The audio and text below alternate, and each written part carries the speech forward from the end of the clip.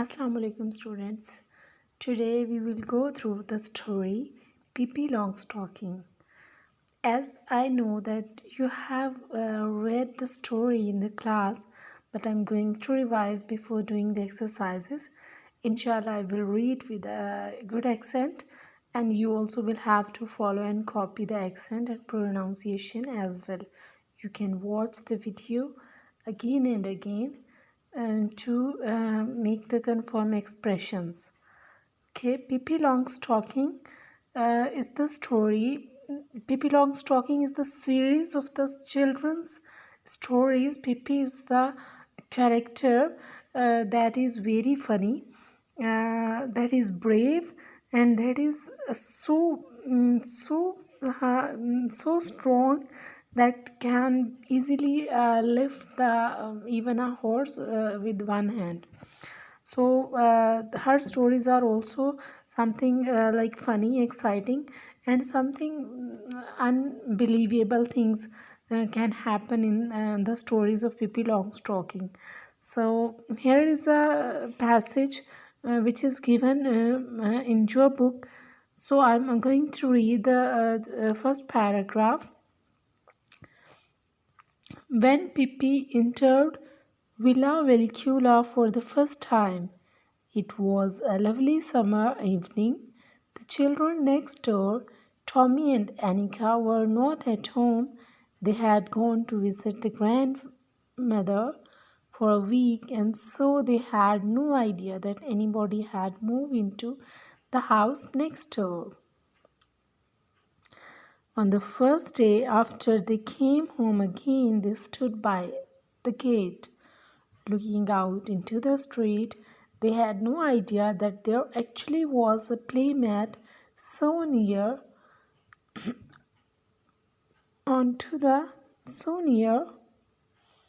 they had they were standing there considering what they should do and wondering whether anything exciting was likely to happen or whether it was going to be one of those dull days when they couldn't think of any to play.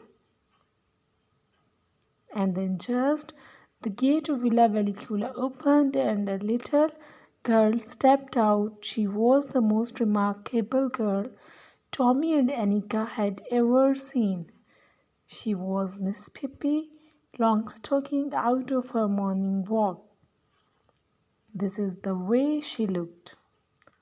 Her hair, the color of a carrot, was braided into tight braids that stuck straight out.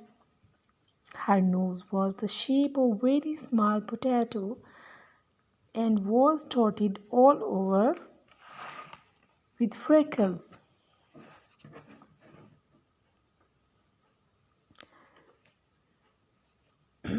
It must be admitted that the mouth under his nose was very wide one, with strong white teeth. Her dress was rather unusual.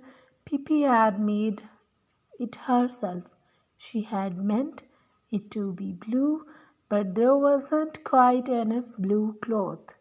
So Pippi had saved little red pieces on it here and there. On her long thin legs she wore a pair of long stockings, one brown and the other black. She had on a pair of black shoes that was exactly twice as long as her feet. Her father had bought these shoes for her in South America so that Pippi would have something to grow into. She loved them and she never wanted to wear any other. Till here, what did you understand from the story? Here I want to tell you that Pippi one evening when the children Annika and Tommy, they were not present at home In their absence, someone entered in the neighbor, and they was living when Tommy and Anika they were standing outside their house, and they were watching that someone strange, and they have not even thought about that there might be someone to play with them.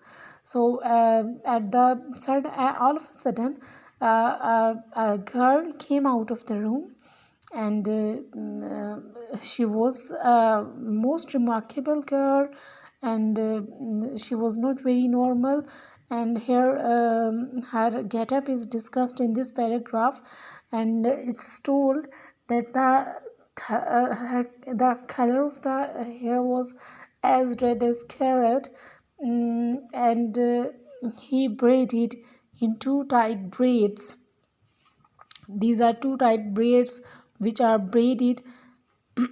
Her nose was the shape of a very small potato. It was round like a small potato, and it was dotted all over with the freckles, and small freckles were in her face. It must be admitted that the mouth under her nose was very wide one. Her mouth also was very big. The bead of her mouth was very big, and she was having strong white teeth. The dress was also unusual. It was very strange, and she was also wearing long stocking and big shoes. So this was something strange about the Pippi.